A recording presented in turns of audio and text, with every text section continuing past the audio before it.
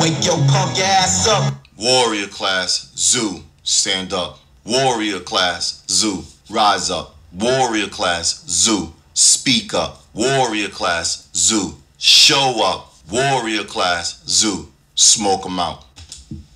Peace, blessings, and black power, family. It's Amaja Way 2 coming to you black at it again.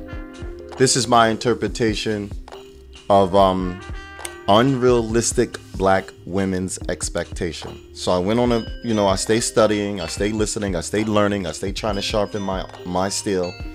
I stay making sure that when I hear information, when I see information, and when I read information, that I'm interpreting the information correctly. And I'm understanding my reading comprehension. I've told you before that black men are weak, and I meant black men are weak. And I'm always trying to show you why you're weak and how you got here. You are a coward because your mamas raised you, made you, and then your daddies allowed it. Well, your daddies allowed it not because they didn't know. Your daddies allowed it because they themselves were cowards too.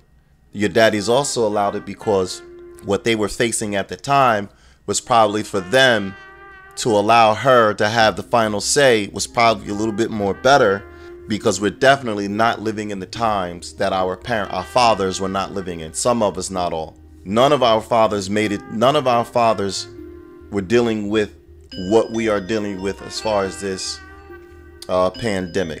They were dealing with different issues, mainly Jim Crow.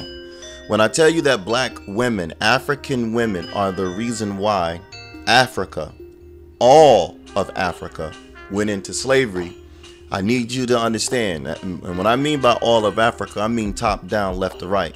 I also want to explain to you, you had indigenous black folks here, but you also got to remember how this planet is constructed.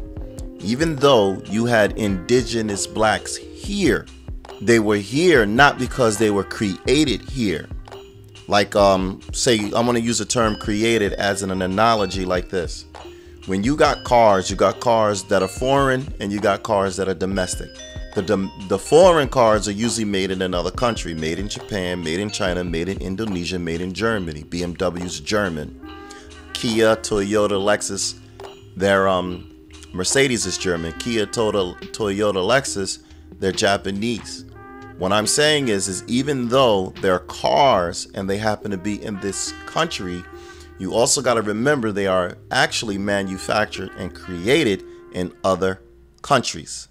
But still, if someone else is to come here that doesn't know what I'm talking about, they're going to see a car that's here and they may not understand how that car got here. Well, human nature is the same way. The human living experience is the same way. Africans, black, started out of the continent of Africa. As the documentation states, all life started out of Africa. So then how did it get to these other continents and these other countries and these other land mass? Basically because of continental drift. So even if you was on the same continent at one time, over the course of eons, millions of years, that continent, it drifted off, it broke off. Also, documentation says that previous ancestors were navigationalists, previous ancestors were sailors, previous ancestors were trading, previous ancestors were fishing, previous ancestors were also migrating.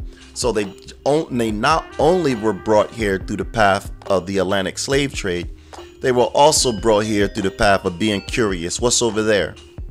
Or through the ideology or path or concept of food is scarce in one part of the land, but it may not be as scarce in the other part of the land. The documentation also says that at one time your desert was ocean. So over the course of time, wherever the water goes is wherever it goes. I don't want to get into that conversation. I'm just saying that indigenous people were here, but they weren't created here. They were just here before the Christopher Columbus, before white invasion. So what I'm saying also is unrealistic black women's expectations. You are a coward because someone made you this way. And when I go out for 5 years, 10 years, 15 years, trying to recruit heterosexual men that are willing and able to pay the price The answer is no. So then we have a problem because the job has to get done. The work must be done. But we're not able to come together. Well, we would do it if we just unify. You can't unify. You're never going to be able to unify. So you have to get that idea of unification out of your head. We are not going to come together as one, and we will never, ever have the same goal. Ever. Simply because, truth be told, without all this research, we don't all want the same thing. I don't want to linger too much because this is just really just my interpretation of what these men are saying. So there was a group of men on a YouTube podcast, YouTube video.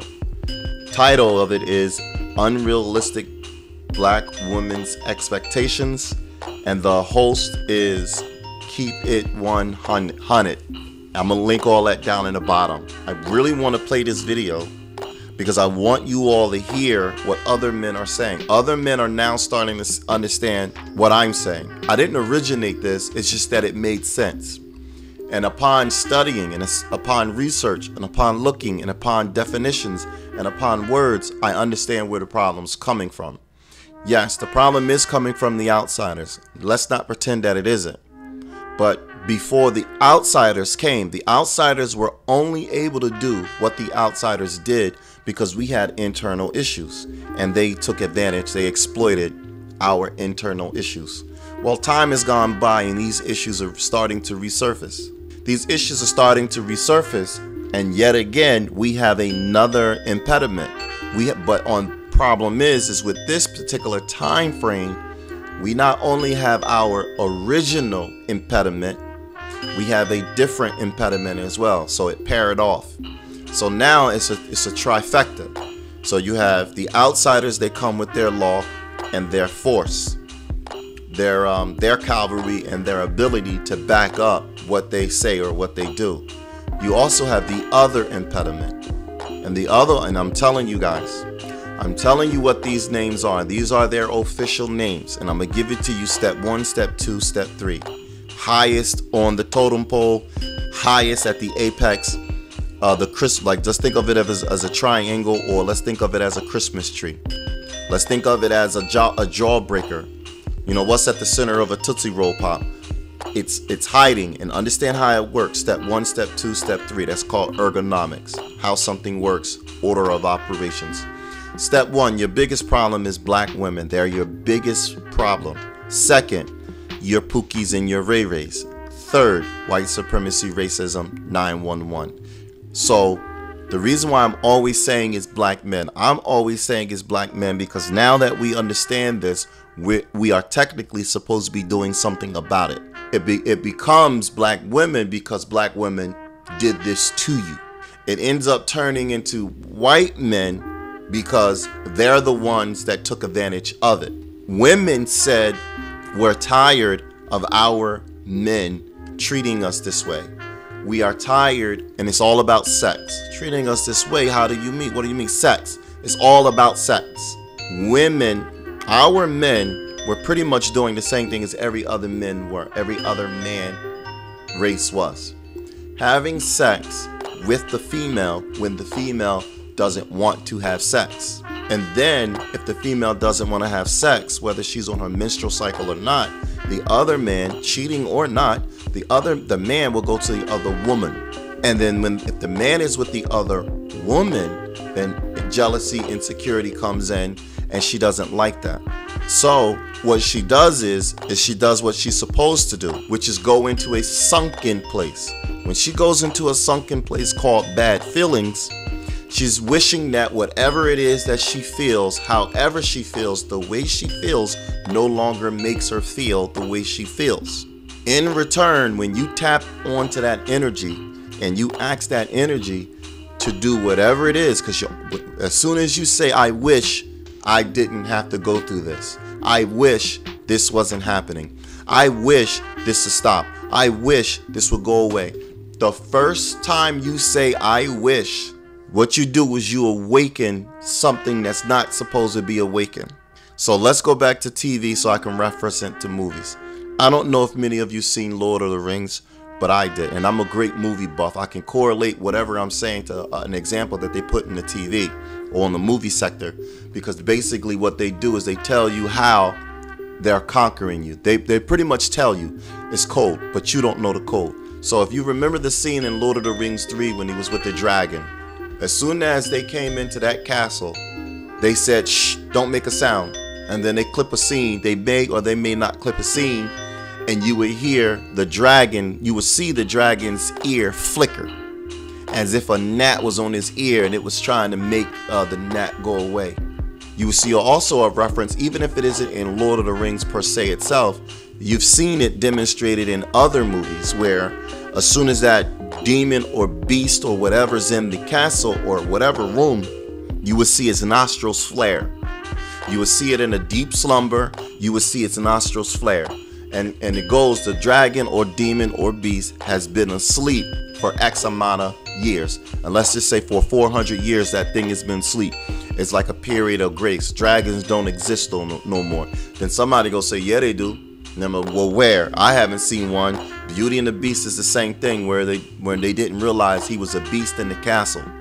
And what you would get is, as soon as you see those indicators on the beast, demon, dragon, it will let us know, like, oops, something's about to go down. Well, that's the reality of all things. As soon as you make that wish, something hears you. As soon as you get that feeling, something fills you. Energy, something fills you. And when something hears you, something fills you, something grants your wish. And when it grants your wish, you have to pay the cost. Well, I didn't ask for this. You may not have asked for it as in contract. You may not have asked for it upright direct. You know, excuse me, ma'am, excuse me, sir, may I have? You may not have done that. But in that moment of despair, that moment of anger, that moment of frustration, that moment of whatever, you asked. And there's always a time to say no, but if you don't understand the energy, if you don't understand what we're saying, then you won't understand not to say no, okay? The problem is the women, and the men need to understand that even though your mom did this and even though your mom did that, you need to understand Jim Crow, white supremacy, racism, all those things were in full effect. The only thing she really needed to, and I do, is just do what she was told. Now, I'm not going to blame her 100%. I'm just saying that she is the one that put us here 100%. See, because you got to hear me speak to you in the way that's trying to give you the past as well as the current position now. So before enslavement, it was just simply sex, power. They did not want to have sex with the men the way that the men wanted to have sex with them. And they didn't want the men to go seek their sexual pleasures through other women. They wanted total control. They can't physically beat us. Understand that.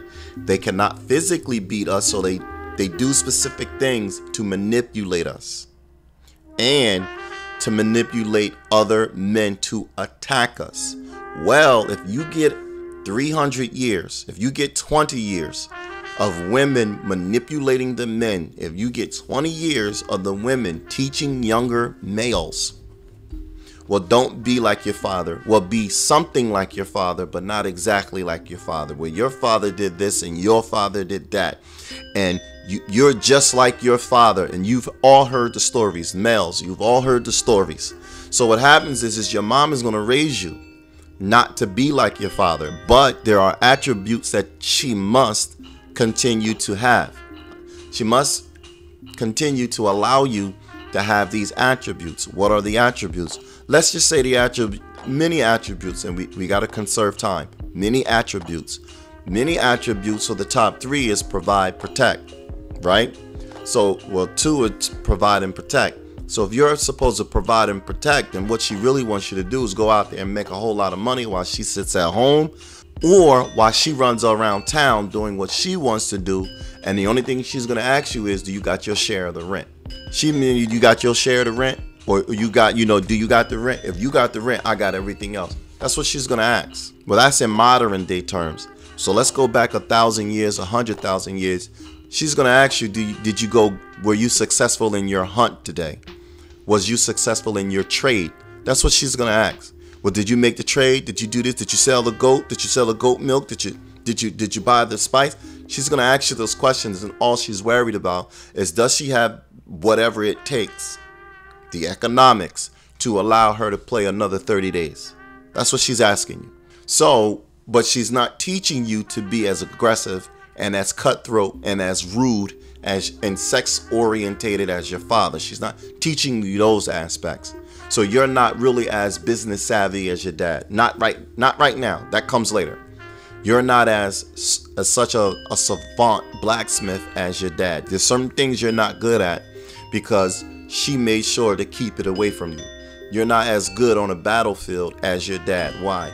Because she's made sure that when it's your turn to hit that battlefield, you don't do all the things your dad would have did. You just do what you got to do to stay alive and come back. Well, every time she put parameters on you, every time she says, do it this way, don't do it that way, what she's putting on you is roadblocks, is barriers, is lines that you won't cross. And then when the outsiders come in and they don't think the way that you think, they didn't let their women raise them. They didn't let their women dictate to them how their sons and daughters are going to be raised.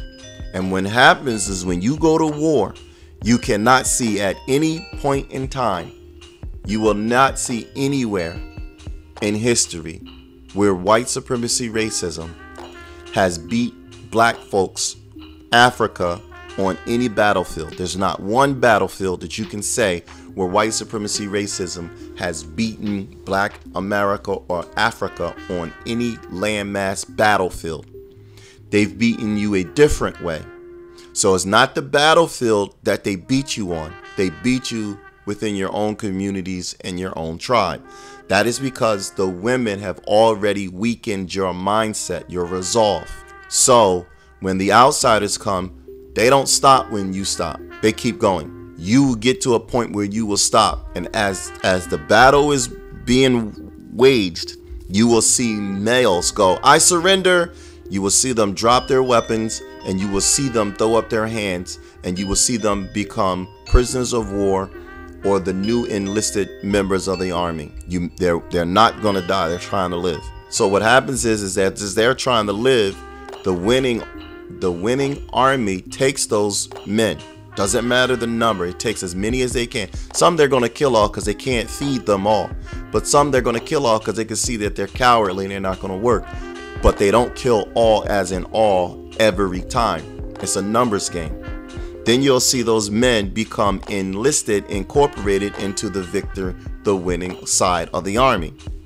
What that winning side of the army then does is take those men, prisoners of war, and enlist them into their own ranks.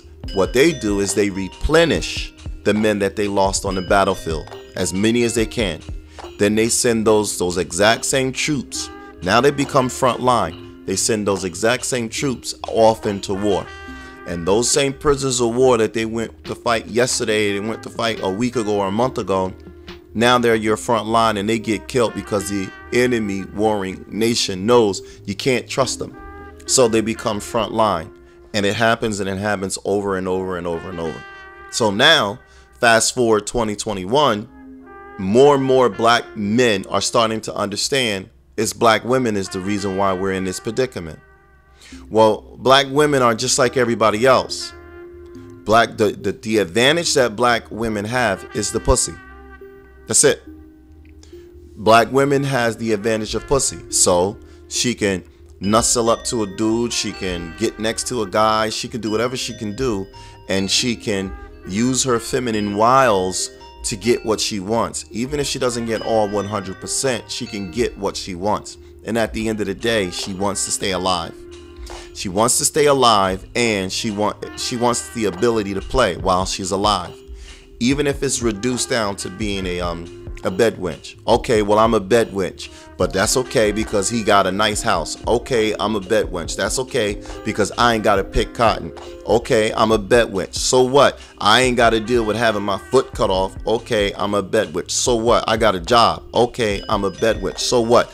I got a PhD and I got my own business. Okay, I'm a bed wench. So what? So there's incentive for her to be a bed wench. And what you guys have to start to understand is this isn't as simple as just dating outside of your race. It isn't as simple as, oh, you like what you like. It isn't as simple as, well, love has no color. It isn't that simple, and that's the lie that they've been telling you dumb behind males that. It's not that. But the men are doing, well, why you say the women? Because the men are doing the same thing. You're right, and the same concept applies to them. Those are your weaker males. Those aren't your strong men that go out there and deal with black women that talk back, black women that are aggressive, black women that are forceful. Ain't no such thing as alpha. But those are more aggressive black women, and the only real reason why they are aggressive because they haven't had their head split. Show me an aggressive woman that has had her head split and walking around with a $150. She's either single or she's not of the attractive type. So what we typically do is we leave that alone. But show me an aggressive woman that's in a committed relationship with a heterosexual man and she's aggressive. It doesn't work that way, fellas, because as heterosexual men, it's like with anything. I'm not going to tolerate this and I'm not going to tolerate that. So you got to put it back in its context. Genie in the bottle. You got to put the genie back in its bottle. The bottle is called context. Black women are the reason why we are in this predicament that we are in. But you also need to understand they are also the reason why the African continent and all other black folks went into slavery. Because they taught, remember, black women are the teachers. Black women taught black men to be weak. And now I'm going to tell you why I blame black men. I'm going to blame black men because I just got put on this earth. And black men knew what I'm talking about now. They knew about what I'm talking about 8,000 years ago. So then why didn't the black men do anything about it? On essence, because of translation, war, and that black man has a dual agent. And when that black man went to war to go put in that work, that dual agent sat behind. And that dual agent said, well, I'll take care of this and I'll take care of that. And when he come back, I'm going to get him away from you because you shouldn't be treated like that because you're worth more than you're worth more than how he treats you. If I was your man, full-time man, I would do. The black man had a sleeper agent. So he looks like me, he talks like me, he acts like me, and for all intents purposes, he's a splitting image of me. The only difference is I don't hold you in such regard. I don't hold you in such regard. Well, why not? Because I know how wicked you are. No, I know how important you are. On a scale of 1 to 10, you're about an 8. But then how come you can't be a 10? Because I know how wicked you are. So the only thing I really need you for is to birth another child. That's all I need you for. I don't need you for nothing else. I can go have sex with another female. And if you really get me grimy on my grimy shit, I'll have sex with another man. Doesn't mean I'm going to make it plain. Men will have sex with anything. An apple, a rhinoceros. The male will have sex with anything to get that urge off. And I need I need black men to understand. I understand the context of homosexuality. I understand all that. But what I'm saying in its purest form, if you believe women are really that important, then that means you're going to have to understand. You have to pull up a chair and learn a few things because they are important. They're not as important as you're trying to make them important. That's it. They bring you life. That's it. But if you don't understand her for real, she will destroy everything that she touches. And it isn't the same as conquer and power. Men destroy everything we touch for power, resources. Women destroy everything that they touch because of the lack of power. We're trying to protect our village. We're trying to protect our nation. They just don't want to have their bodies touched. Those are two different things.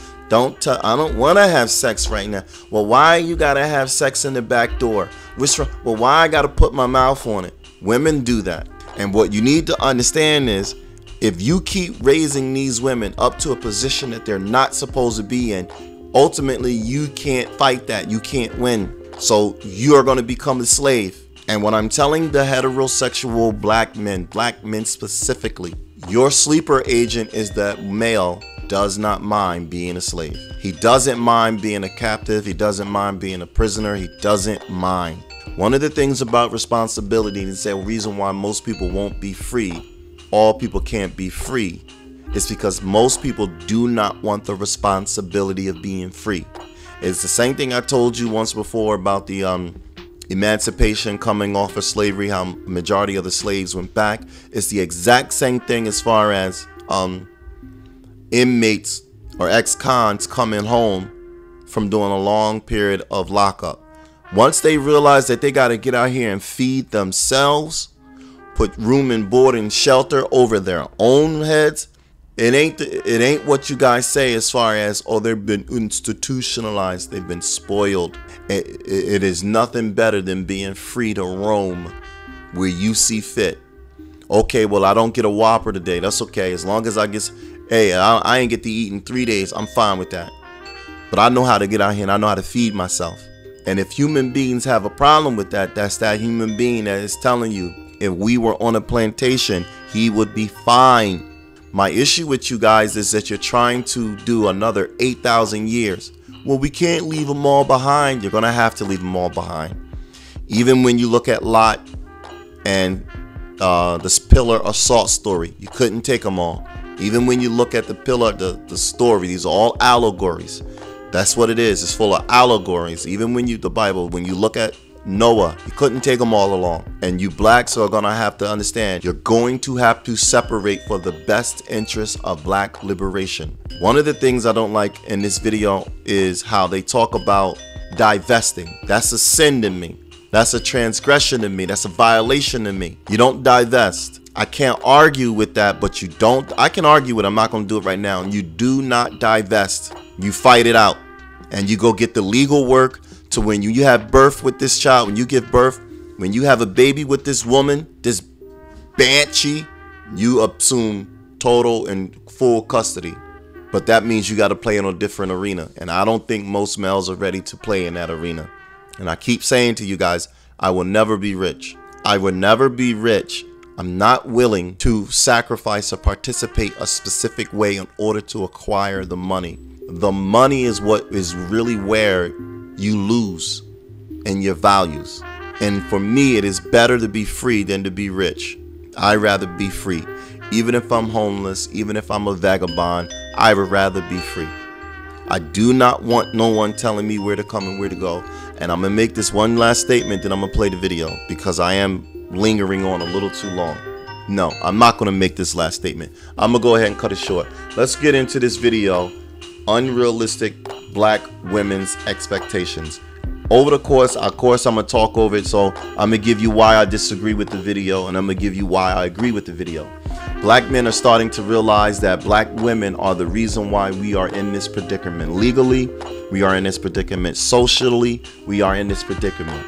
And now it's time for black men to form an alliance and allegiance to fight back. Play the tape. I think this, you know, his contribution to this conversation was interesting as fuck to me. It really was. So my thing is, what are black men not doing? Because according to stats, we are the most involved fathers. We make more than black women, even though we don't go to school as much. What are we not doing? So what do y'all think black men could work on?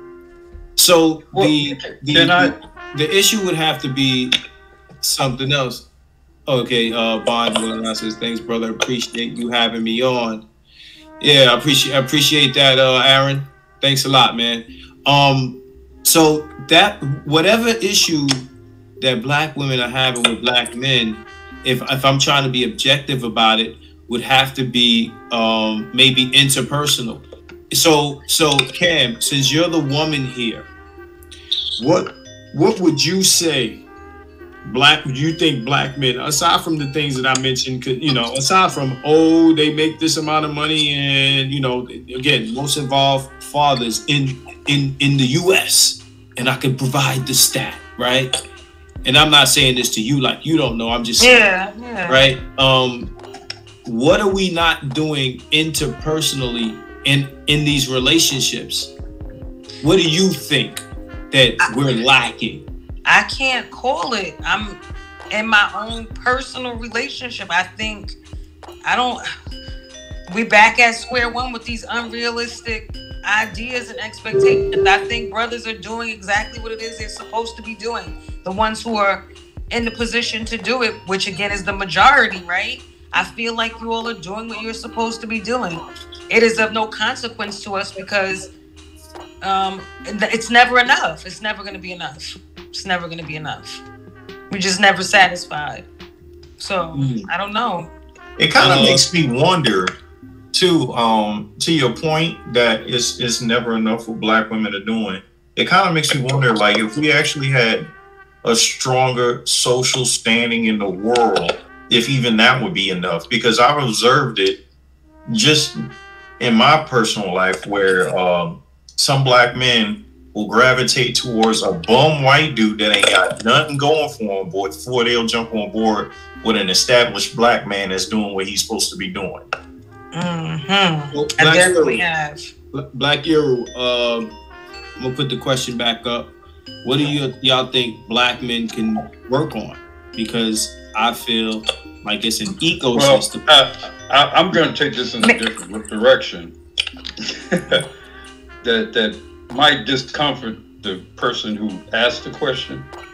I think Black men need to be doing everything they can to neutralize all of the unfair advantages that Black women have in this society.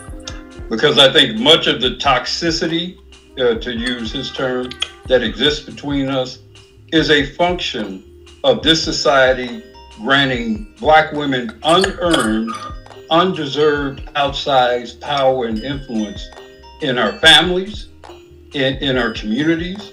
And a lot of that, quote, toxicity is a function of that, of men scrambling to deal with the fact that this society has awarded Black women grossly unearned power and influence over us. And to the extent that we can neutralize some of that unearned power, much of that toxicity will go away. But until then, I think the toxicity between us is well earned and deserved from Black men. Basically what he said is that because we haven't done what we were supposed to do to take the power away from Black women, or the power system, that structure system that gave them the power, then to a certain extent we deserve the toxic attitude that Black women are giving us, the toxic mindset. He's saying that we deserve what we're getting because we haven't done all the things that we were supposed to do to relinquish the power.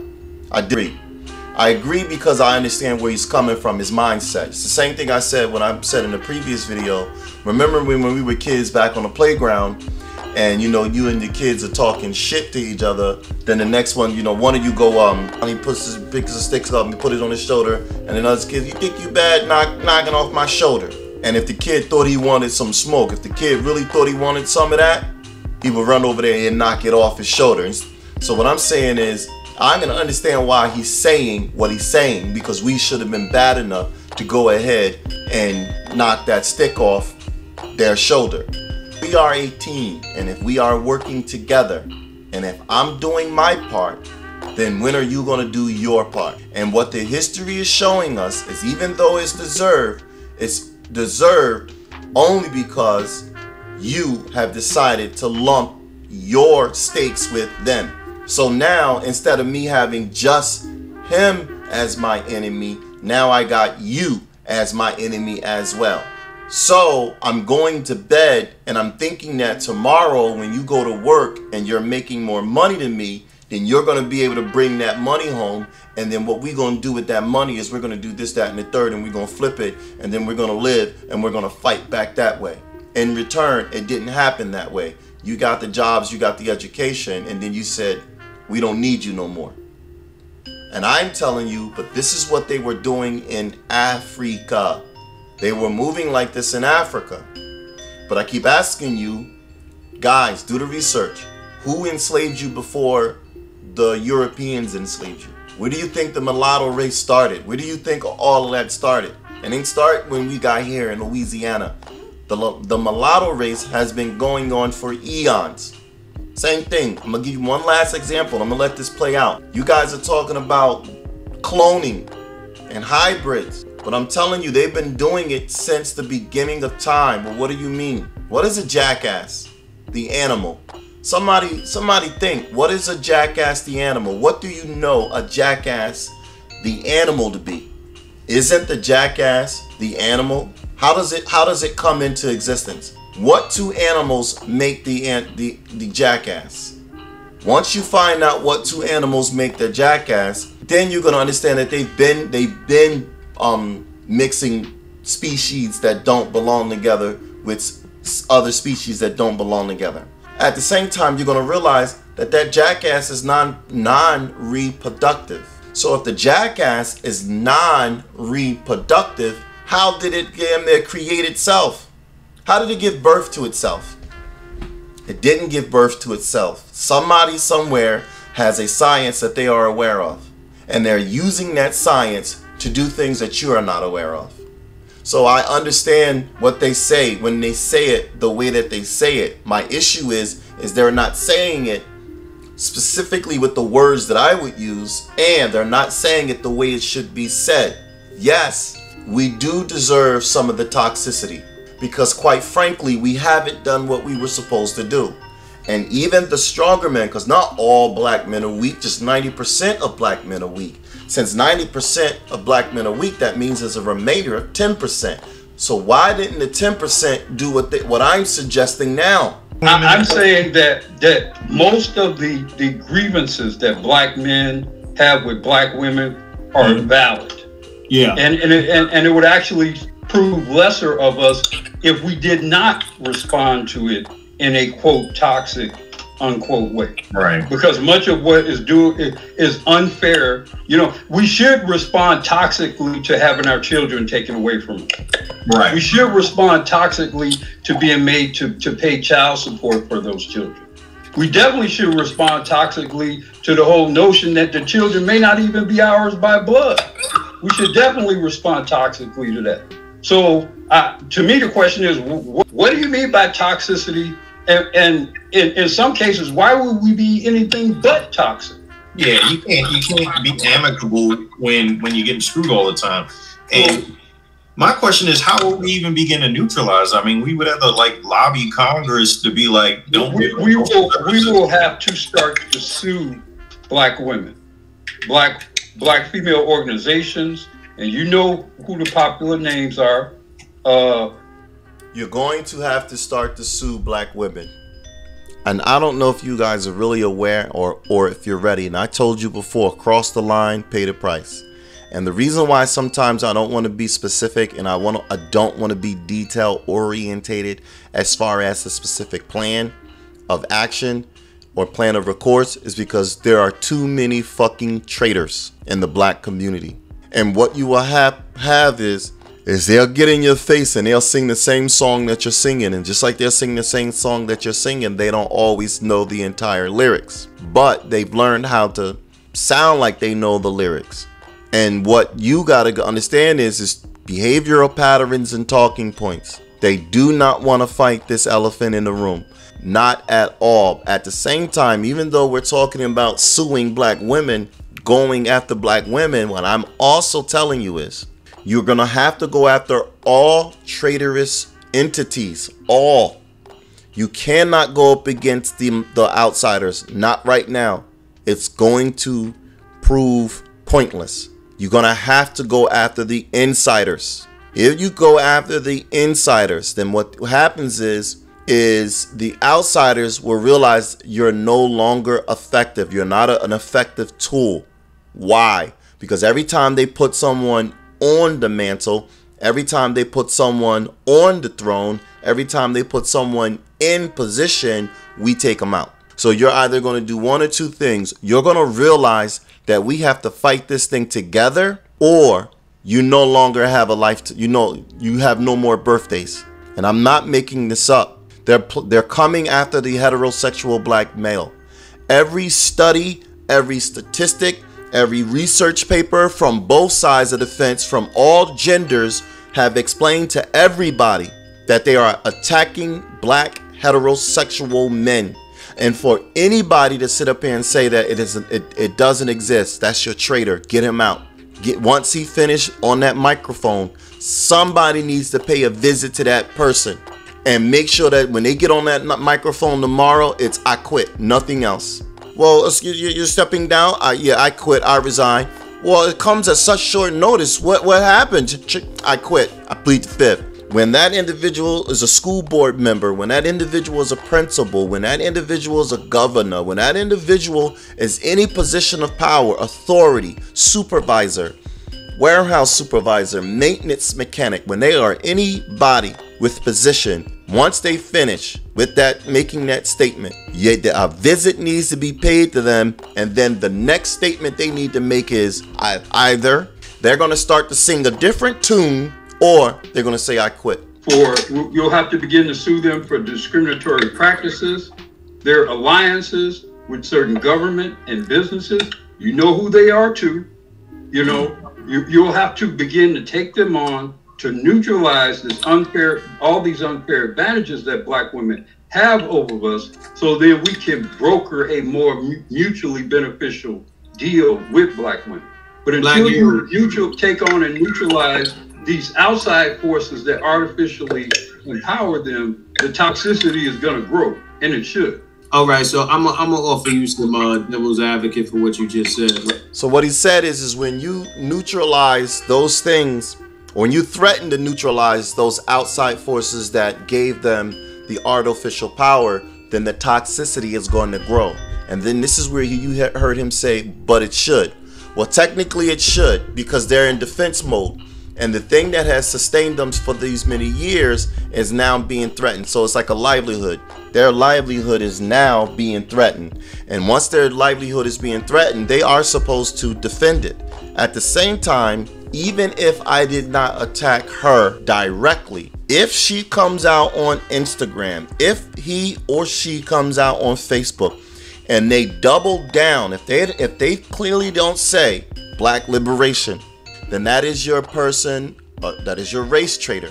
And I keep telling you guys, behavioral patterns and talking. And I told you I don't like Christians. I told you I don't like scholars. I told you I don't like your Queen Mother Goddess personnels. I keep explaining to you why I don't like these people.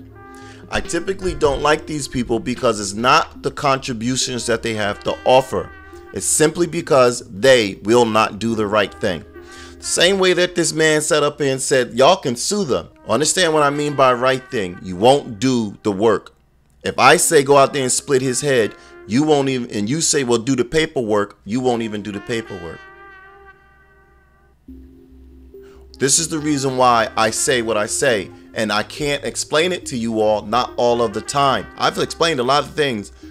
I have explained the code to you all a lot. And it seems like everybody else is getting on code. The Arabs are getting on code. The Asians of all sectors of Asians are getting on code. All sectors of the Hispanics, Latina X, they're all getting on code. Whites are getting on code. The only people that are not getting on code are your African American blacks, or your blacks, or your indigenous blacks. You're the only people not getting on code. And what you're doing is you're looking at those other groups and you're saying, please let me in. I'll let you have sex with me any way you want, as long as you'll save me from as long as you don't make me have to go back and face my traitorous ways. Because if my people realized that I was churning against them, I wanted to swirl, I wanted to have intersectionality, my people, because you are not on code, you're seeking help and assistance from everybody else except for the Black community. Right? So, would you agree that the power that Black women had that they do have is proxy power from the establishment, right? Yeah. Yeah, that's exactly what I'm describing. Of course. So understand that what you're offering as the solution can be interpreted as going to that same establishment to demand that they take that same power that they gave to them away, when they gave it to them for a reason in the first place, which was to displace us. So to go to it's like asking the police to police themselves. It's like you're going to that same entity for the justice when they initiated the injustice in the first place, right? So while I hear you and I understand where you're coming from, why instead of doing that, and Cam is not gonna like this, why not just withdraw how can I say any involvement, resources, anything, right? For the men who feel like, because this is not going to be all black men, you're going to have black men who are not going to do it, but for the black men who because Shane knows all day, SYSBM, right? And that's our philosophy. If these women are not falling in line with something harmonious, then you got to fall back. It's to me, that is the solution, because if Zaddy gave him the power, Zaddy ain't taking it away for you, right? So that would be my solution, because at the end of the day, the men that I'm talking about is what makes this shit go in the first place. We make it go. If you're cornered by a bear, a grizzly bear, and you have no place to run, what do? You fight. What's the odds that you can physically defeat a bear? 0. That's what we're talking about. We're trapped. We're trapped, and the system you described is the bear. In my view, the only choice we have is to fight. First of all, not every brother not every black man is going to be either willing or able to flee or leave or go SYSBM. And by the way, I wholly support black men going their own way. What you're hearing is SYSBM, and SYSBM is Save Yourself Black Men. That's the acronym, SYSBM. Let me read to you what he's basically saying. I'm reading it. A group of straight black American males that have broken free from the chains created by the black gynocracy. Now, the goal of SYSBM is simply just to save as many young black males as they can, so they can be free and live happy lives. So SYSBM encourages them to just get their money up and date outside their race with non-black and non-feminist women. Then integrate themselves into more organized and traditional cultures, possibly even moving to a whole new country if they have to. So they can truly have real freedom and live their lives in peace. That's all. They don't hate black women, and they don't hate white people, nor do they care what they do. SYSBM encourages the American white men to be with black American women and make them happy, because these women have been trained and programmed for generations by racist white people to only be an interest of white men and to destroy anything that the straight black men try to build at all costs. So sadly, the American black woman is not the black man's woman anymore. They simply only love white men or only respect non-black men due to their slave programming. And let me make this clear. That's what I read. That's SYSBM. Let me explain to you why I don't have a problem with this. Because it's a fact. Yes, I don't like it. Emotionally, I don't like it. But it is a fact. So I want to deal with the fact. Facts over feelings. I want to deal with the fact. And the ways that I learn how to deal with the fact is I try to fight fire with fire. So if it was a fire, I would use water. Well, if it's electrical fire, fuck it. Either the house is going to burn down because of the electrical fire, or the house is going to burn down because I tried to put it out and then help with the electrical fire. I know what it takes to put the fire out. So then, if since I understand that water is not a good idea, trial and error experience, I'm going to go do the research and find out what is a good idea. Lo and behold, there is an extinguisher. There is an extinguisher. I only thought extinguishers did one thing. No, there are like six different types of fire extinguishers that cover 6 types of fire potential hazards. So I go out there and I get one that is most feasible to what I'm going to need. So what am I saying in relation to this? It's a fact. Black women hate black men. It is a fact. So instead of me going, but the problem with the divestment statements and the problem with the divestment mindset is when this male said, fall back, you are supposed to abandon them. Let's not pretend you're not. You are. You leave them to their own devices. And once they hang themselves, you do not swoop in and save them. I got you, sis. Nah, I understand. You were dealing with the best things that you could. No, you let them die.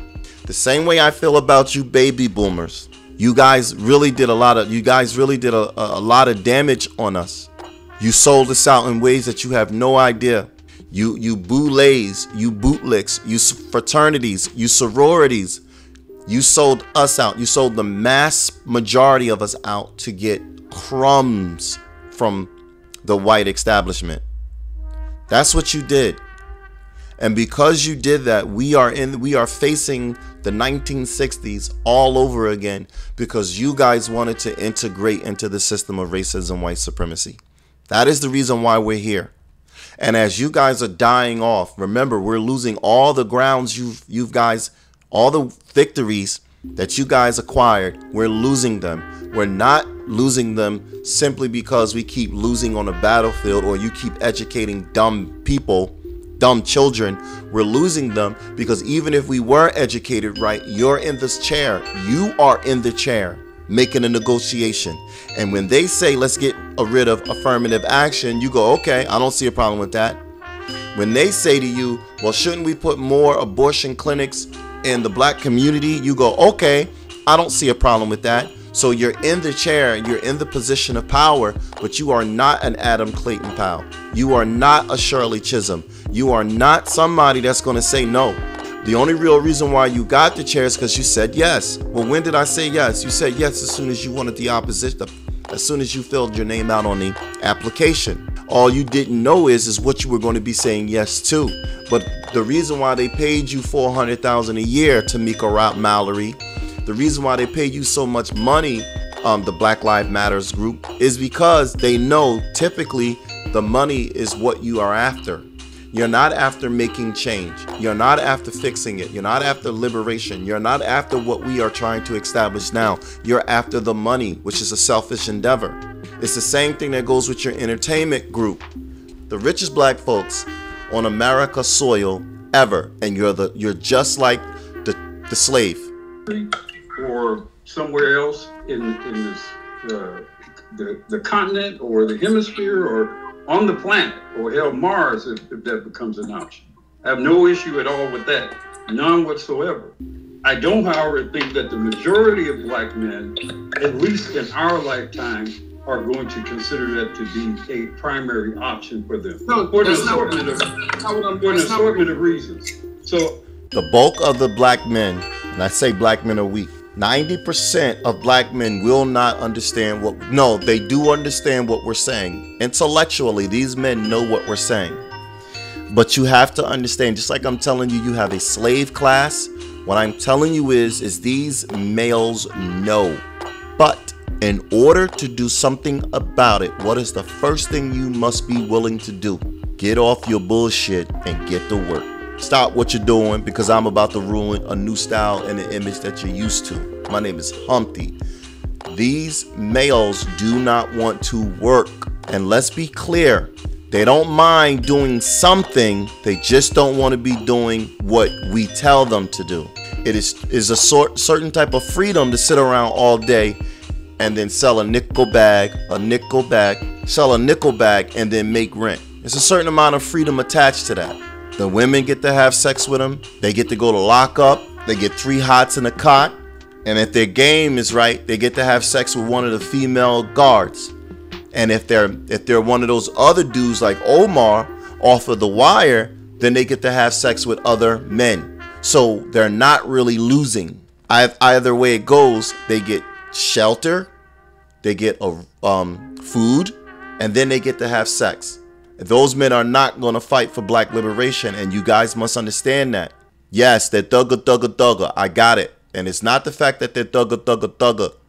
It's the fact that they are thugga, and they don't have to be. So they're choosing this lane. And they're choosing this lane because they don't want to work. I say for those who are going to remain here, which will be the majority of us, we fight that bear. I call the bear the elephant. You're going to have to fight that elephant. You're going to have to fight that bear. And unfortunately, instead of there being 90% of us, it's probably going to have to be about 10% of us.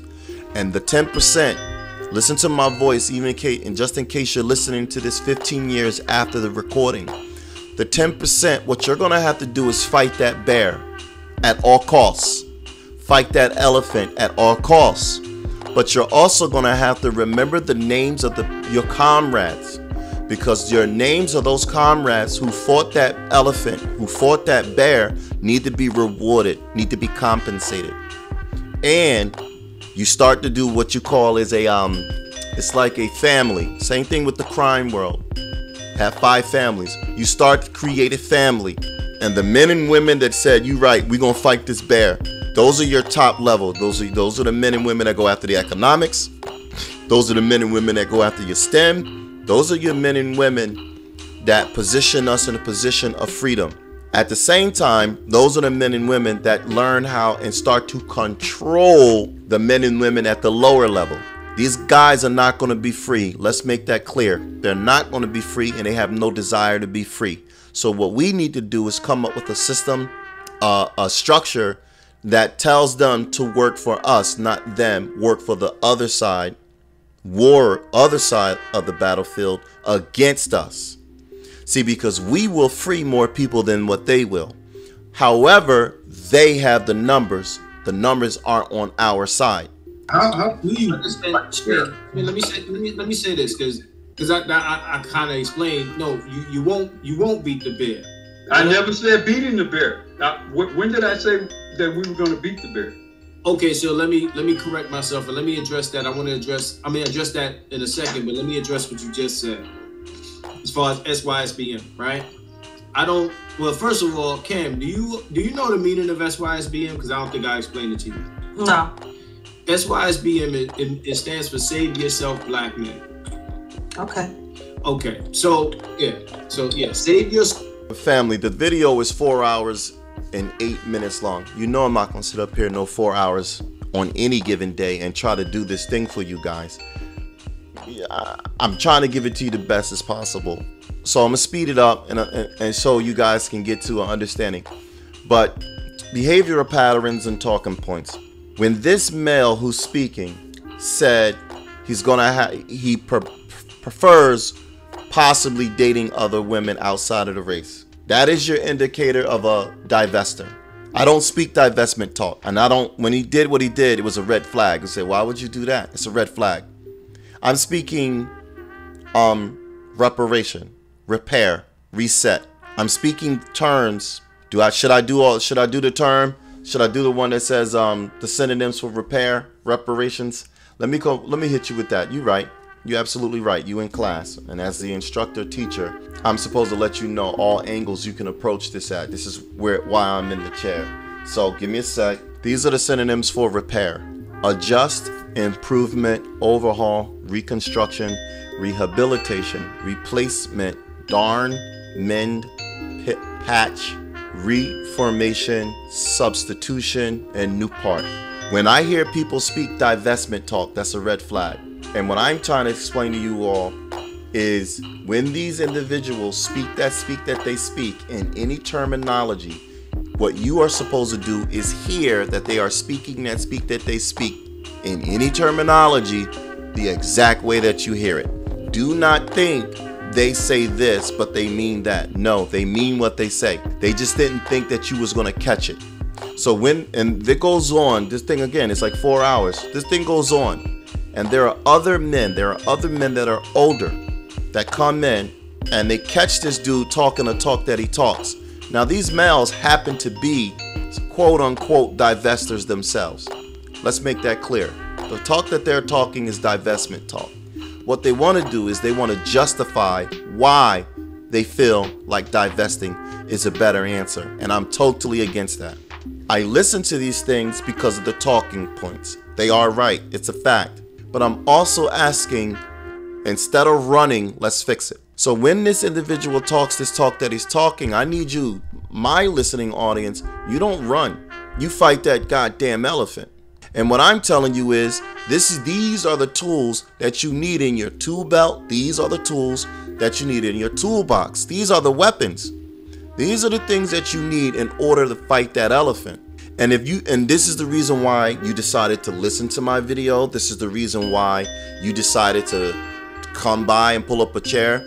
This is the reason why it is very incumbent, it is very important to go ahead and think about these issues before these issues become serious issues. So you have the tools and the analogy and the readiness and the economics and the understanding to handle that problem correctly. Divestment talk. This dude is talking divestment talk. But trust me, the rest of them are talking divestment talk. We don't divest, we repair. We show these women what time it is. You're not gonna fix these. I'm gonna tell you. I'm gonna play it. 1970 to 2000, they're no good. The women are no good. From 1970 to 2000, the women are absolutely no good. And I'm gonna give you an all disclaimer. And it'll be in your best bet. Younger males who hear the sound of my voice, who hear this part of the video, it'll be in your best bet not to pick somebody within the 10-year gap of your age group, of your peer group. It'd be better to pick somebody that's 7 to 10 years out beneath your age group. There's always an exception to the rule. But you don't have 8,000 years to figure out which one of these women were raised the right way. You don't. It'd be in your best bet to get the younger females. It'll also be in your best bet to get nobody pregnant. It'll also be in your best bet anytime you want to have sexual intercourse with any of these women. It'll be in your best bet to pay for it with a receipt. And that receipt needs to be clear so that they don't Me Too you later. Because that's how they're moving. It'll be clear. If this female ends up pregnant and it does happen to be your child after the blood tests come back and it's your child, you assume total responsibility for the upbringing of that child. You got to put this shit on paper, family, and it has to be on legal documentation because these women are wicked. Self, black man, don't try to save the community, don't try to save the family, save yourself, right? That's why it's being. Pretty much means fuck it, walk away, right? Got it. And do what you do, right? And I am always in favor of that for men who... You can't walk away because that is exactly what the women have done. So if you walk away, in essence, you no longer have a black community or a black family. And I want to be clear. There's so much talking, there's so much things going on because trigger points. I want to make this clear. The black woman cannot make a black. She doesn't reproduce black. I need you to understand that. The black woman cannot reproduce black. It's a biology and it's a long story. But I'm going to say these small points and I hope that the audience gets it. If you don't get it, always comment in the comment section. And what I will do is give you the long version of it. But remember, the man carries the seed. The female carries the egg. Think of the egg as soil. If the man carries his seed, then in essence, Johnny Appletree, I can put my seed in any soil on this planet and what will grow would be an apple. Now, what I did there is it's unfair. The analogy is unfair because it's an apple is an apple is an apple and human life isn't the same. But for the sake of time, the man carries the seed. So if I have sex with an Asian, of course, she's gonna come out biracial. If she ends up taking my phenotype, okay, but if she doesn't, she comes out biracial, which would be a mixture of both. at the same time, if she gets with another black, if my child gets with another black person, male or female, it greatens the possibility of me reproducing myself. So when I had sex the first time with the Asian, I messed that up. I split it. It's not full anymore. It's half. Half Asian, half black. If my daughter or son ends up having sex, giving birth via a black person, then what it does is it swings it back into my favor. The problem with that is it's long. It's a long process. It's the same thing that happened down there in Puerto Rico. It's the same thing that happened with the Indians, with the Dawes rolls. It's the same thing that happened in Tasmania. It's the same thing. If white men keep coming over, prima nocta is in French. If white men keep coming over and they get rid of all the men and they leave the women, then the women are going to reproduce white men, Hispanic men, Asian men. And then what happens is, over the course of time, you shift that, you breed them out, and then you breed you in. Well, what I'm saying is how important the man is. The man is really the most important part of this all. See, because I can reproduce black, even if it's over a 20-year, 30-year, 40-year time span, I, biology, can reproduce blackness. If you leave enough black men on this planet and you wipe out, let's say you wipe out all but 40 black men, and you've had those black men have sex with non-black women, what will eventually happen is those black men will reproduce the black nation, and that's a fact. But that's a fact with every male species, with every race. That's a fact. So I want to make it clear. I understand what he's going to say. I disagree with what he's going to say because I don't want to take 1,000 years to fix it. We can fix this overnight now. So I don't like divestment talk. Divestment talk is pussy talk. It's weak male specimen talk. And you need to be clear. We may say the same words. We may even start out the gate sounding like we saying the same thing. But rest assured, I'm telling you, my final destination isn't to date outside of my race. My final destination is to fix and repair my race. Who can't find another solution, save yourself, right? If the whole shit is burning down, you can't save it. Save yourself. So what I'm saying to you, Black Euro, I'm pronouncing that right? Black Euro. Oru. Okay. Yeah. Don't let me say your name wrong, brother. No, I want to get names right. It's an imaginary term anyway, so it doesn't matter.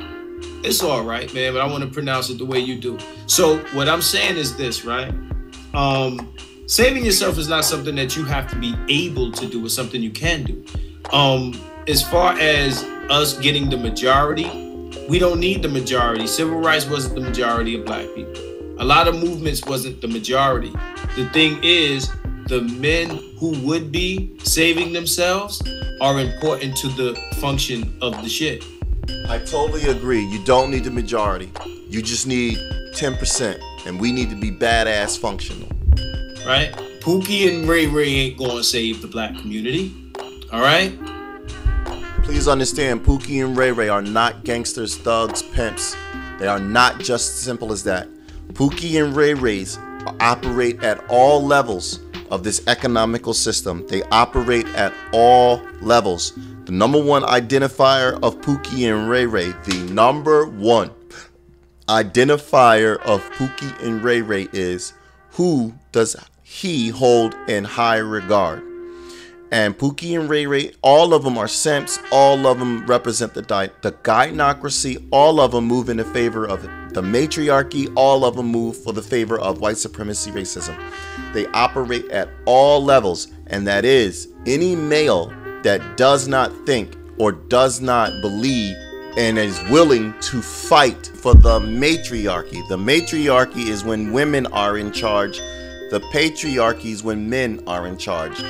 Those men, your Pookies and Ray Rays, your gangsters, your gangbangers, your drug dealers, it doesn't matter, athletes, your rappers, your individuals running around with tattoos, your fraternities, it's in any level, your boule, your entertainment staff, those males They operate at every level, not the sororities, but all areas where men are, bankers, tellers, businessmen. They operate at every level. The number one thing you need to be focused on, regardless of what position they work under, is they work for the women.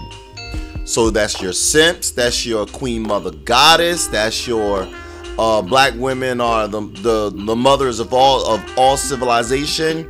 That's your Muslims, that's your Baptists, that's your Christians. And we are going to have to fight these individuals because the system is actually on their back. The system they are carrying on their back and their loss of life. It's just the way that they showed it, the way that they demonstrated, the way that they advertise it, it makes it seem like it's an outside force, but it can't be effective not without participants. It takes two to tango. They always say it takes two to tango. Well, it takes two to tango, ladies and gentlemen, and weaker men are tangling. Women are tangling. Swirlers, they are tangling.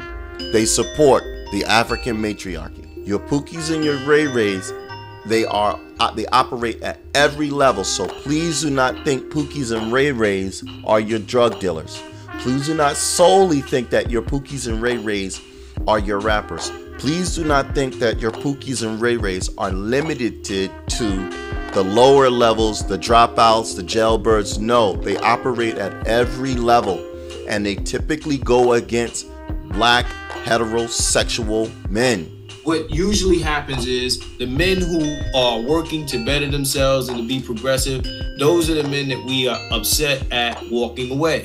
It's the same as not voting for Democrats, where you walk away, right? So you divest, as the feminists say, right? If you say, I'm not putting in my vote, or I'm not contributing, I'm walking away, and we got a new guy, I'm gonna add him in a second. Brian, I see you. If you're deciding to withdraw, right? It doesn't matter if it's not everybody. We don't, and that's one thing that we always do when it comes to movements. We think that we need the majority or everyone, right? To be part of a movement, right? So what I want to understand is why do we think that anything that we do, we need to recruit everyone? Because at the end of the day, all you have to do is just fall back from doing the things that enable. You don't have to recruit everyone, but what you do need allies, and this is the problem that people are making, and this is the reason why a lot of our strategies don't work. You need allies.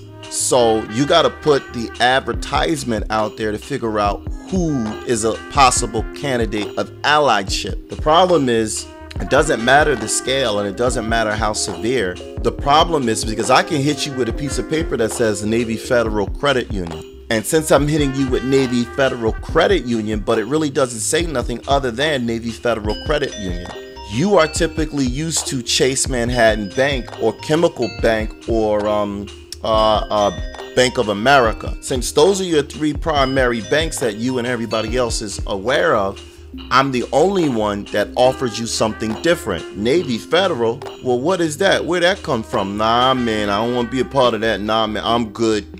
You won't even really need the particulates. It is the title alone. It's the fact that I came to you and I offered you something that the others did not offer you. The system didn't offer you. That's why our stuff is imploding. In order for us to figure out we need allies. In order for us to figure out who's a possible candidate for allyship, we have to say our piece. Yo, man, what do you think about those shoelaces? Yo, man, what do you think about this jacket? Yo, man, well, you seen that movie last night? Yo, man, what about the game? And in that transition of dialogue, in that transference of dialogue, we're either going to see or hear a possible candidate of allyship, or we're going to hear the, no, I don't watch sports. Okay. No, I'm not into that. Okay. No, okay. So then we move on to the next one. By that time, the buzz has circulated. Same thing if I'm on a plantation. If I'm on a plantation, but I'm known to be a rebel rouser, a shit starter, you know, I'm known to be one of those, I'm gonna get a reputation. Man, I need to get him, or I need to get the Maja off my plantation. Why? He's going around here staring up the rest of the slaves, and we know we can't have that now. Well, bring him onto my plantation. I'll sure put a stop to that. How much is he? Next thing you know, he's $400. $400? $400. Man, I paid $800 for him. You want me to get rid of that problem or not? You know you're cheating me, you're robbing me, right? Yeah, ain't nobody forcing you. Then you'll go to, I'll take it. Next thing you know, I'm at another plantation. I'm at another plantation and I'm asking the new plantation slaves, yo guys, what do you guys think about this? And they say the same thing. Man, you better get on with that. Don't nobody want to hear that kind of talk. Man, shoot. The last man that came through talking that talk that you talk, man, they done hung him up, they done cut out his tongue, and they said if we do it, we even speak his name from here on now. We can talk about him, but we can't speak his name. They're gonna do it to us, man. You better go somewhere, because we ain't with that. Well, it's the same thing that's happening now. So if I mention Navy Federal Credit Union, if I mention that and you guys are used to Chemical Bank, Chase Manhattan Bank, and Bank of America, that's a red flag for you. So therefore, you won't discuss it. But we need allies. We can't do this on our own. And what I'm learning is 90% of black men are petrified of the system. You don't have to fight the bear. You understand? Can I ask you a question? Black women. Can I ask you a question? Well, how will the masses of black men, and as a BGS reference here, black boys, how will the masses of other men and boys who do not go SYSBM, how will they benefit from the few black men who do such? Oh, maybe they won't. Right. But this so then what choice do they have but to fight the system? What other choice do they have? Okay, so this is my answer to that. If me and you and Shane are in a burning building and we leave and you don't, you burn with the building, right? Yeah. So maybe. Or maybe you figure out some miracle kind of way to put out the fire. I don't believe in miracles. No, here's what'll happen, right? If like he was saying, if the black men that actually have some sense leave the building, eventually the Pookies and Ray Rays is going to get enough sense to save themselves because of self-preservation. Period. You know, that's just a basic instinct. I don't know if Maslow hierarchy of needs. You know what I mean? Everybody falls victim to that. So the Pookies and Ray Rays will leave, and then the women will be left behind to fend for themselves. They're gonna recognize that the Pookies and Ray Rays ain't as protective as they thought they were. You know, since they've fallen for the okie doke of thugs. I think you guys left out like the majority of men in this analogy. I mean, you present either on one side SYSBM or Pookie and Ray Ray. What happened to the other 80% of the brothers? Well, I would suggest that they SYSBM. Again, if you stay in the burning house, you burn with the house. We can't, listen, that's why SYS is save yourself. We can't save you. If you want to fight the fire, then you will be left to fight the fire. You might burn with the fire. Now, mind you, these women will destroy you unless you save yourself. The more men that save themselves, the better. Whoever decides to simp out and stay will continue to be abused. And then Shane, Pookie, and Ray Ray are not suffering in the black community. They're actually the curators of suffering, right? So yeah, but that's not what I'm saying though. I'm saying that once the heat from the fire gets thick enough, they will try to escape. Well, you know what I mean? Hopefully because it's like first you got the people that got enough sense to get on the life rafts and the boats to escape a sinking ship, and then you got the people that is just hanging out playing the violins on the deck thinking it's going to be okay and somebody's coming. But then when the water starts filling up and they realize ain't nobody's coming to save them, they gonna leave too. And then the last people that even think about it are the ones that have the entitlement mentality that somebody is supposed to save them. So let me respond to BGS. First, I think he asked. He said, "How do black boys SYSBM?" And then he says, "Why doesn't SYSBM include suing for their rights?" And I think that was Black Guru's point. Black Guru's point is sue for your rights. My issue with suing is that the powers that were given to black women were given to them by the very people that you're appealing to. You know, when you're suing black female organizations, this, that, and the other. Imagine how that plays out in the media and everywhere else, where you have all these black male. I mean, look at what they got, the men's right advocates, which are largely white men, right? They haven't effectively changed much on their side outside of whatever Trump is trying to do or whatever Trump did do.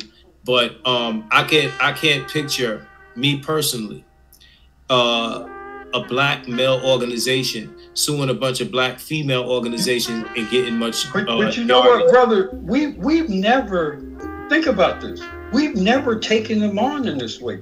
But your point, we have white daddy. No, but I'm saying we've never addressed the real issue between black men and black women in this country and how that has perpetuated our status. We've never taken that on. We've never viewed black women really and addressed them as being the crux of the perpetuation of white supremacy over us. We've never taken that on. Yeah, but you're going to white supremacy to fix that when white Well, first of all, I don't think white supremacy is impenetrable and immortal. And in fact, it's taking some blows right now. Okay, so I'm gonna have BGS respond to that, and I want him to address what he was speaking on earlier about SYSBM suing and what black boys can do to SYSBM. First, BGS, you can address him and we can talk about it. Yeah, okay. Feminism, all this stuff you see is an effect and not a cause, okay? Look all over the world. The highest out of wedlock birth rate in the world is in Colombia, okay, at 85%. Okay? When you change the environment, you change the way people respond to it. And that's why I put up the last video I did talking about the welfare cliff, where you give women an outsized incentive to actually have a child out of wedlock rather than get married, because it's worth more to her in physical dollars. Okay? So if you don't change the system, you're not going to change the effect. You try and change an effect without changing the environment that that this thing is growing up in. You know, the way you're taught, the way the system responds to you, the way the media, and then the perks for doing what you're doing. You cannot survive as a single mother without the help from the system.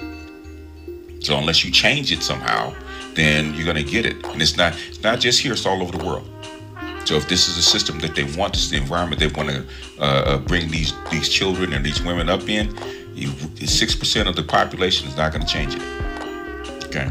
Basically, you have to do the best you can for who you are. That's what I'm saying is when Black Guru is talking about suing, we're not, as far as suing for rights, suing for your privileges, which you should, even against women, black women especially, because guess who sits on the school boards? Guess who are politicians? Guess who's representing you? Your representatives as a black person. Guess who they are?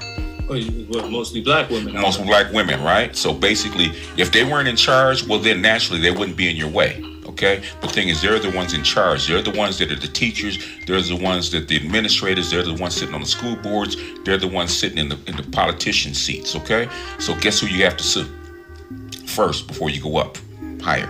I mean, your brother mentioned earlier, being from Chicago, who's the state's attorney of Cook County? The black woman. Mm-hmm. Who's your mayor? A black woman. Who's on your school board? Mostly black women. Okay, so in other words, so who's making the policy for your boys, especially? Well, they're making the white man's policy, but they're doing it by proxy. What I'm saying is, no, they're not. Basically, actually showed a. I need to make the video, but the first black boys' school in Detroit, right? Probably in the nation, okay? Was encouraged by George W. Bush, who was president at the time. No, George Bush was president at the time, right? Guess who fought it? It wasn't white people. Guess who fought it? Oh, of course, black women. Black women. They want to be in charge, okay? So the thing is, what Uru is saying, it doesn't matter who's in front of you, okay? You can't, you can't fight if you can't get past the little boss, you can't fight the big boss, okay? Exactly. We're not saying we're gonna take swords and go in and take swords to black women. We're gonna follow the legal process as we should. I understand that. What my point was this. My point is, when you're fighting these people, understand the people who put them in power in the first place is the people you have to appeal to in those courts of law and etc. No, you don't. Break it down. In other words, you have processes, you have laws that are in place for fairness, right? And the first thing you have to do, anybody can tell you that, if you don't appeal to Caesar, guess what you're not going to get? So in other words, you will be suing them in a white court. You have to appeal to Caesar. Now, if the Caesar turns around, you keep suing. But the thing is, guess who you had to drag in the court? So you're gonna leave her out and she's in charge? See, what I would say is vote them out, right? I don't know what the numbers of the demographics are for that to be effective, right? Because I mean, you mentioned all these women in government. This didn't happen. Four out of 5 of your black politicians are what? Female. Yeah. Black women. This look didn't at your happen. ballot. Next time you go to vote, look at your ballot. But and the thing is, once they're in charge, guess what? So in other words, say you're working on a job, right? And the black female, or you have all black female bosses, right? Do you go to corporate first before you go to the black female boss? No, I would imagine you go up the chain. You go up the chain. Where does the chain start? Whoever your supervisor is. And who's supposed to be looking out for your best interests? Is it supposed to be the white man or the black female that you put in charge? Well, theoretically, the one you put in charge. No, it's not even theoretically. It's not theoretically. Who's in charge? If a white man elects a local politician, guess who's in charge? That person. Guess what a white man is going to sue? Is he going to bypass the white man that's in charge? If he wants something done, no, he's going to sue his ass. Or a white female. Yep. I hear what you're saying. And he's going to pull up his job description, professional standards, everything that he's responsible, that he is accountable to for performing his or her job. Yeah. That's what they're going to use. What I really want to know from you, Marcus, and I hear this all the time. Me and Uru hear this all the time. Why do you want to let black women off the hook when they're supposed to be doing a particular job? That's what I want to know. What you heard him say is why you want to let black women off the hook if they're supposed to be doing their job. But I've already told you, you have a sleeper agents that are amongst us. At the same time, he is a divester. So he doesn't really want to hold black women accountable. He would rather let them do what they do, suffer their own peril, let them, go the whole course, and then let them see where their bad choice or choosing to live with massa is a bad thing. And where the other guy's coming from, which is B as in Betty, G as in Greg, S as in Sam, BGS is coming from is you have to fight. Now, we all don't have to fight the same way, but we all have to fight this elephant or the bear. And what the other guy, Marcus, is saying is because he has a defeatist mindset, because he's a divester, at the same time, he's quote unquote a Pookie and a Ray Ray, he's not trying to hold black women accountable. He doesn't want to do that. He would rather just leave it alone. And what you need to hear is why when these men, it's like a maze. Every time he says one thing, they corner him. And he gets cornered, then he run the other way. Fight. And I'm telling you, you guys are not fighting. I've been telling you, you guys have not been fighting.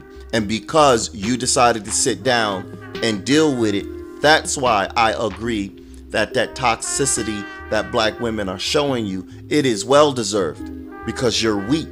Now here goes the reason why you're weak. Your mama's made you weak and your daddy's allowed it. Same thing with the divestment community.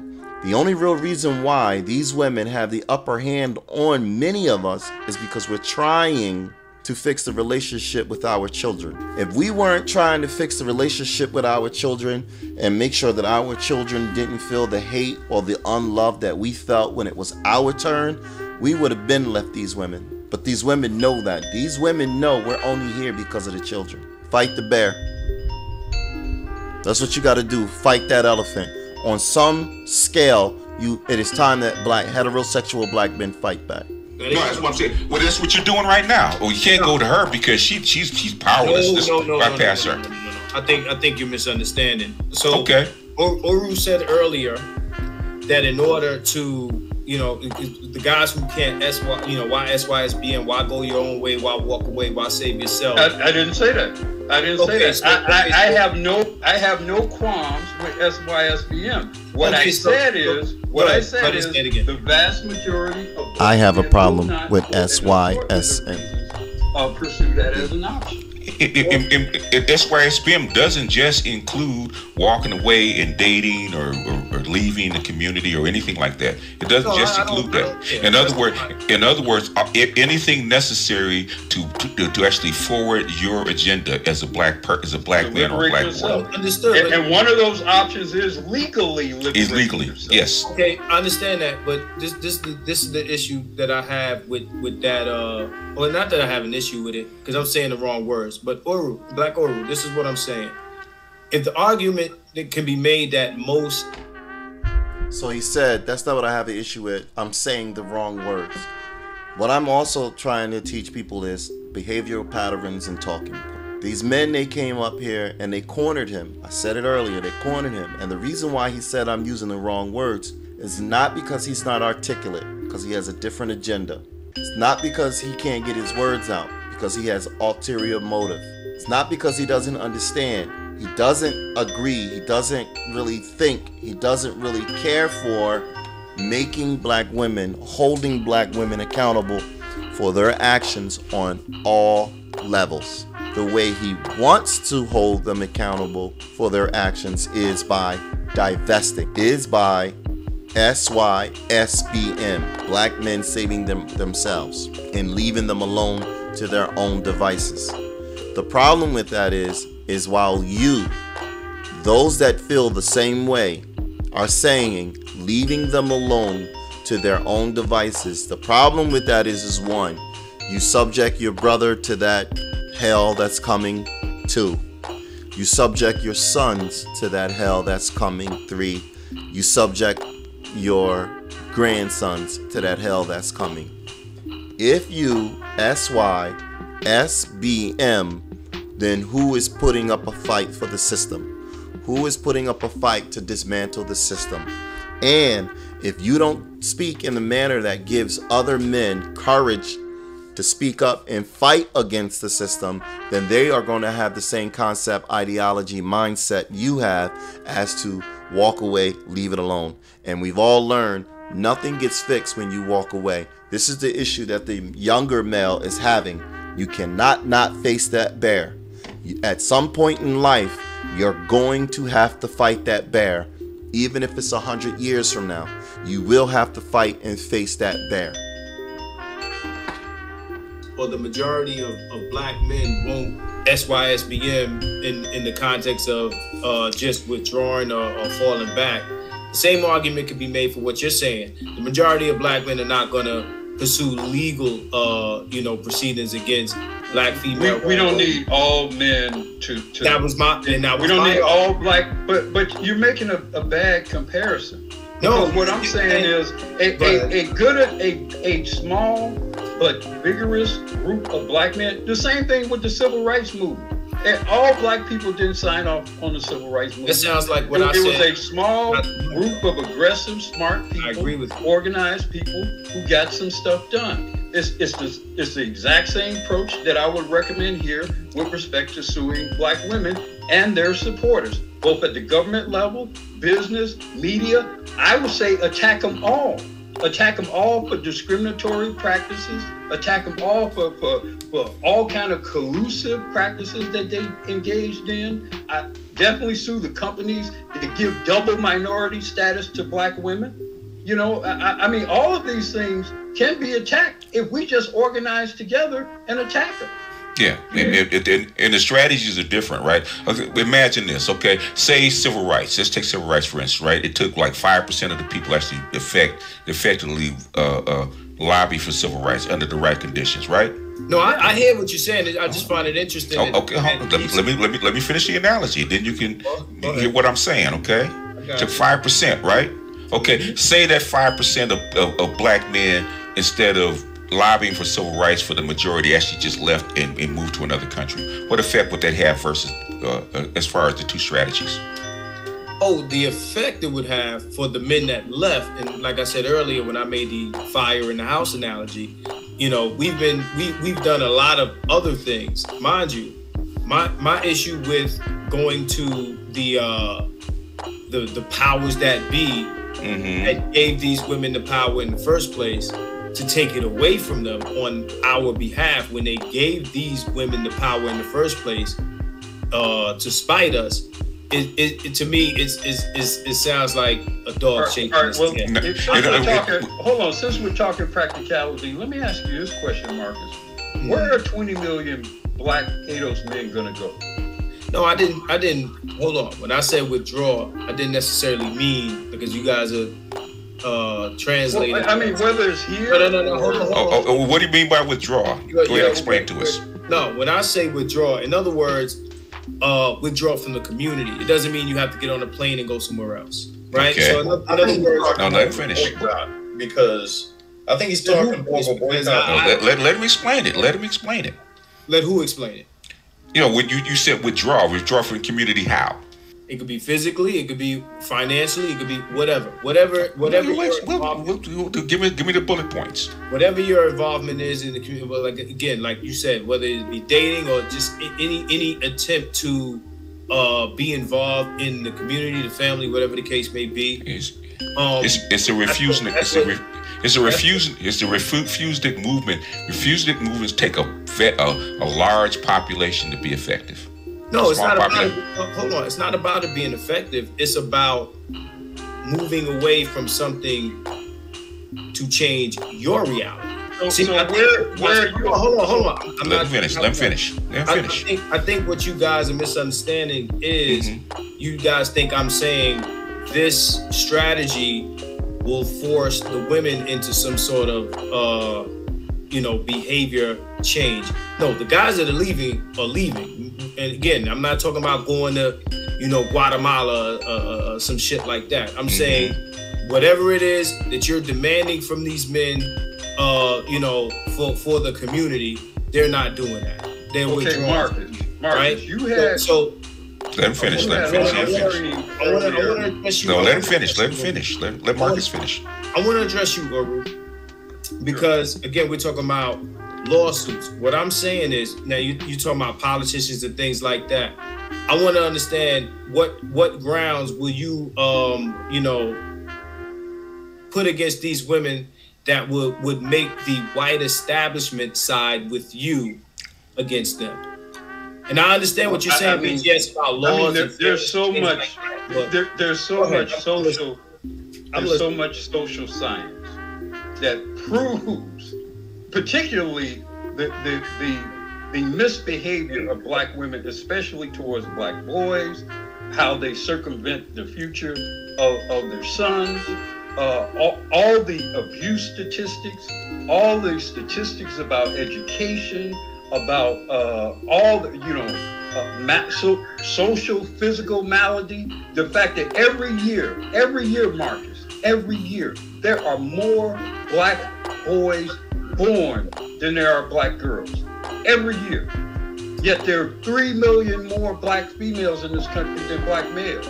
There's a culture of death in black communities, particularly towards black men and boys. There are so many. All you have to do is gather together all of the social science, all of the studies that go back 100 years or more, that confirms that this is a culture of destruction towards black men. All the schools with all the preferential programs geared specifically towards black girls. Like I mentioned earlier, the double minority, you could sue all the damn corporations that give these double minority statuses to black women. You could sue all the Fortune 1000 corporations on that basis alone. Then we're not even talking about all the governments that have all these special sweetheart programs almost exclusively geared towards black women. All the housing programs, all the programs, the utility rebates, and all these programs that are almost exclusively given to black women. You can sue all these governments. Will all these suits work? Probably not. Will most of them work? Maybe not in the beginning, but some of them will. And once the powers that be realize that they cannot depend as they did before on being able to use black women as a wedge against black men, some of them gonna fall back. Some of them gonna say the black girl magic ain't working no more. And maybe I need to reconfigure how we're gonna deal with these people. The issue really is that the younger male has a defeatist mindset, and he's not understanding that you don't walk away. Yes, some of us are going to leave him alone. We don't have to speak, leave him alone. Some of us are not going to throw up their hands and fight. We don't have to tell them not to fight. The issue is something needs to be done. And if you don't do anything, then that lets them know that they've won, and they don't have to change policies, because who's around to contest them if we walk away or if we do nothing? So if you was to have a pie graph and you was to have 10% go left and another 10% go right and another 10% go north and another 10% go south and another 10% climb trees and another 10% do this and another 10% do that. If you was to take 100% and divide it up 10% wise, what will happen is since everybody's scattered because you don't want to face the elephant in the room, you don't want to fight that bear, they're not going to change the policies and procedures. And they will give birth to other males. And they will specifically, strategically raise these males to be weaker. And when these males are weaker, even though you stronger males scattered or dispersed, these weaker males will again take the position you once had. It's only a 20-year gap.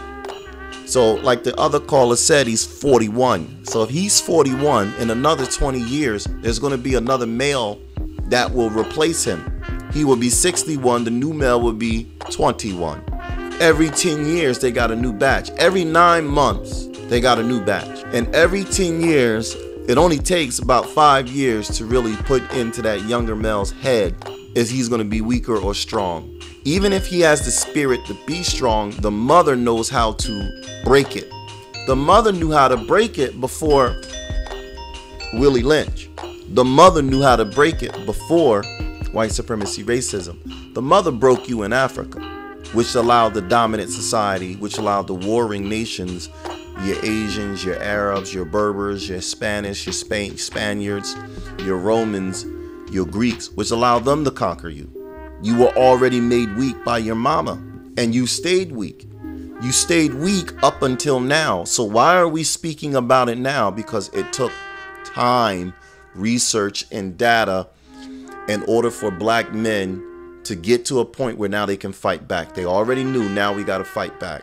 Before, if we spoke, your mama would go and get her brother. Her brother would do the fighting and get rid of your dad. But your brother is the one that's the weaker male. Her brother is the one that's a weaker male. Her brother was supposed to acknowledge and recognize that his sister is a hoe. And she's moving like a hoe. So therefore she should be treated like a hoe. Now if his sister is married, her brother is still wrong because now that's his wife. And he got to stay out of it. Same way we say now, you can't mess with another man's wife. That's his wife. How he runs his household is how he runs his household. Only thing we could do justifiably is make sure he's abiding by the laws, the rules, and the regulations of the village. If he's doing what he's supposed to be doing according to the village, hands off. Same with the, nobody talks about the Japanese. There's not one woman on Facebook talking about how the Japanese men mistreat their women. Not one. There is not one woman of the Chinese descent, of the Korean descent, that's getting on YouTube saying how wrong their men treat their women. It doesn't happen. It only happens in two communities, which is your black and your white. And the only real reason why it happens in the white is only because we are close to them in proximity. But I'm telling you, black nation does what it does, and white people use it to our disadvantage, their advantage. The younger male does not understand it's okay for some of us to walk away, but large numbers, we can't walk away. Large numbers, we have to fight. We have to fight, and we don't have to fight 80% of the male population. All we need is 10%. So that means, black men, when you get off of work, the first thing you need to do is you need to see what your sons are doing, not your woman. Hey dear, I miss you today. You ready to bend over and give me some? No, you're gonna see what that boy is doing. When you get off of work and you're off on a Saturday and Sunday, you and that younger male need to be spending quality father time. And you need to bring him around real men, not barbershop talk. Barbershop talk, I'm telling you, that's your slave class. Barbershop talk is your slave class, and this is why they don't produce anything. They don't move forward. Sitting around here talking about sports, that's your slave class. They don't do anything. And you need to change the dynamic. You need to bring them around black liberation fighters so that they'll learn self-defense and they'll learn politics. It's time that we get our act together, heterosexual black men. It is our time, and what it looks and appears like, too many of you are not really ready to stand up and pay the price and cross the line. Warrior class, Zoo, rise up. Warrior class, Zoo, speak up. Warrior class, Zoo, show up. Warrior class, smoke them out. Fair Use Act disclaimer. This site is for educational purposes only. Copyright disclaimer under Section 107 of the Copyright Act of 1976. Allowances made for fair use for purposes such as criticism, comment, news reporting, teaching, scholarship, education, and research.